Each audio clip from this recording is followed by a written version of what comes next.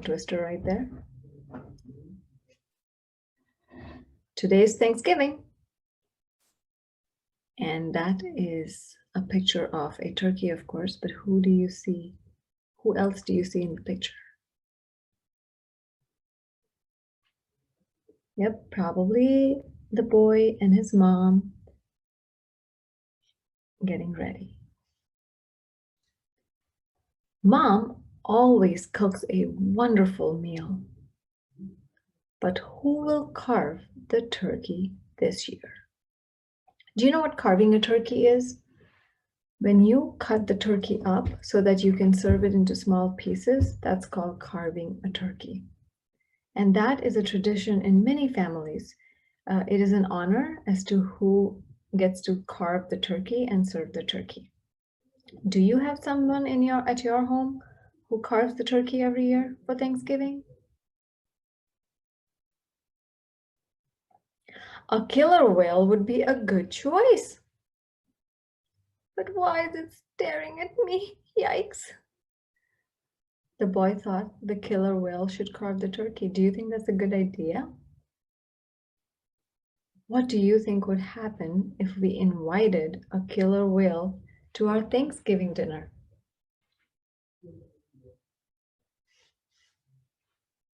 Maybe Mom could use a saber-toothed tiger. Well, there's one tiny problem, isn't it? Does anyone know what the problem would be? They are extinct. We would never find one. Sometimes animals all die and they're no more of their kind.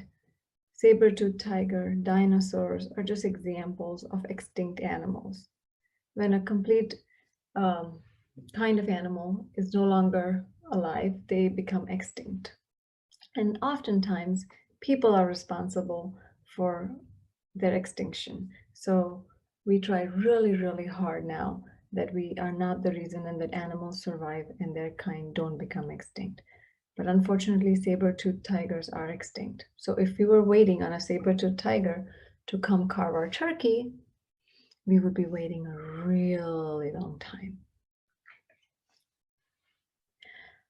And how about you said that, Tyrannosaurus Rex or a T-Rex?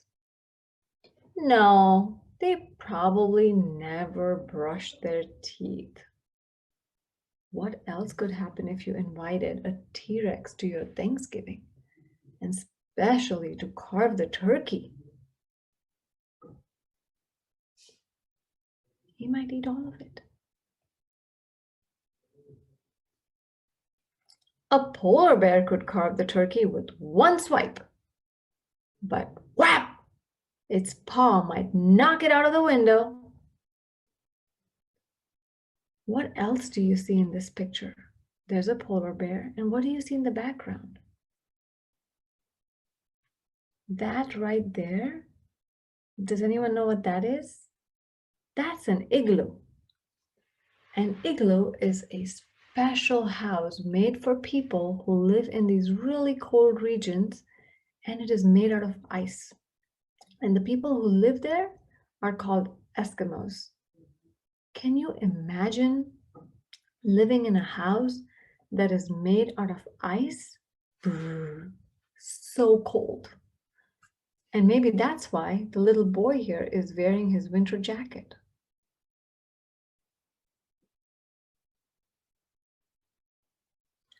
A great white shark would be perfect, but it would scare the whole house. That's right. I would be scared if somebody invited a great white shark to my Thanksgiving dinner. And what else would we all have to do? What is the boy doing here? He's wearing his scuba gear. Why is he wearing his scuba gear? Any guesses? Because the great white shark lives in the ocean, in the water. So for the shark to be invited, you would have to make water available. And that's why the boy is wearing his scuba gear. Leafcutter ants could carve the turkey. There they are, climbing on, carving the turkey, little pieces. But what would that cause? That would be a problem, wouldn't it, if there were so many tiny pieces of turkey?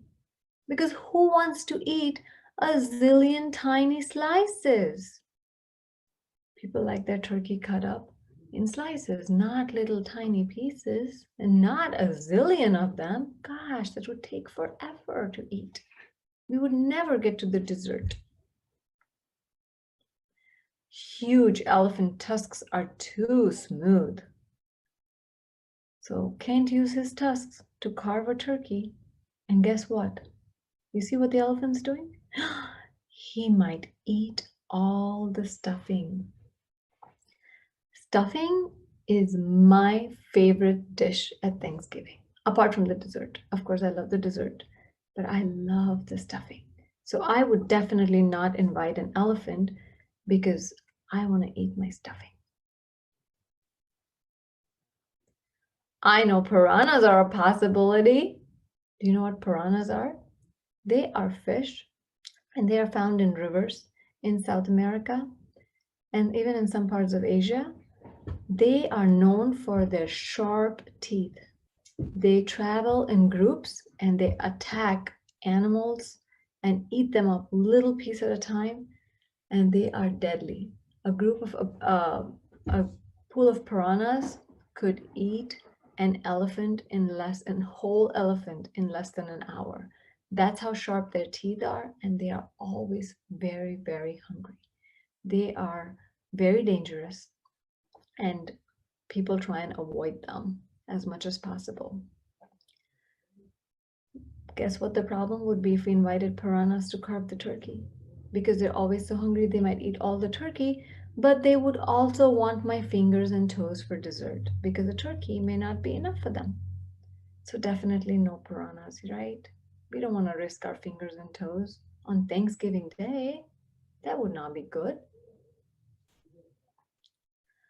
Mom could ask a swordfish to carve the turkey because a swordfish has a really long sword-like snout. But guess what could happen? He will cut the table in half with his sharp sword-like beak. What are you doing, sneaky coyote? Bring that turkey back right now. So no coyote to carve a turkey. He might take it away. We could ask a sea lion.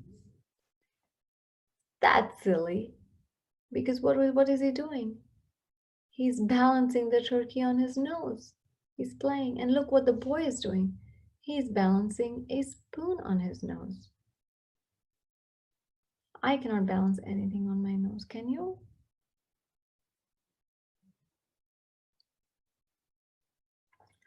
A hippo has too big of a belly, and a skunk is too smelly, and a moose would tip over the cranberry jelly. So a hippo, a skunk, and a moose are not good options for turkey carving. What else do you notice about this page? Listen to the words again. A hippo has too big of a belly, a skunk is too smelly, and a moose would tip over the cranberry jelly. Belly, smelly, and jelly are what kind of words? Does anybody know? Rhyming words, because they have the same ending, just a different beginning. Belly, smelly, and jelly.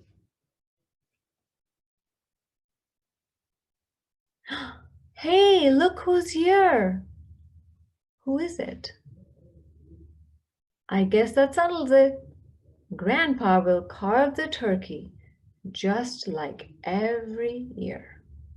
So his grandparents are here, and when you do something every year at a special time, that kind of becomes your tradition. And so probably it's a tradition at his home that Grandpa carves the turkey, and he's here to do just that. Happy Thanksgiving.